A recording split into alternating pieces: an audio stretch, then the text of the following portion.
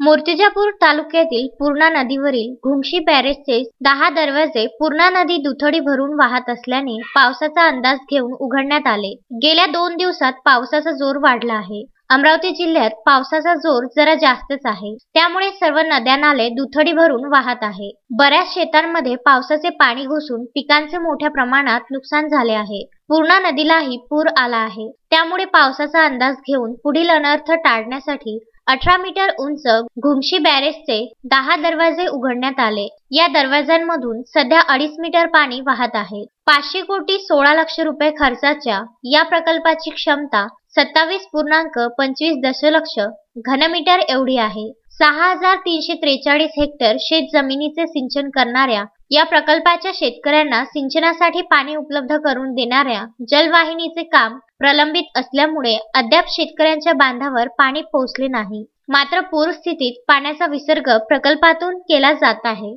पावसाळ्याचे पाणी वाहून जाऊ द्यावे व पावसाळा संपताना पोस्ट मान्सून पाणी साठवावे ही मुळात बॅरेजची संकल्पना आहे। त्यामुळे दरवर्षीच पावसाळ्यात टप्प्याटप्प्याने पाणी सोडले जाते, तसे यंदा सोडले। पूर्णेचा अंतप्रवाह खूप असल्यामुळे हा प्रकल्प एका दिवसात भरतो। साधारणतः 15 सप्टेंबरला दरवाजे टाकून पाणी साठवले जाते। इथपरही 2-3दा पाणी सोडावेच लागते, असे घुमशी बॅरेज प्रकल्प उपविभागीय अभियंता संजय पाटील यांनी सांगितले।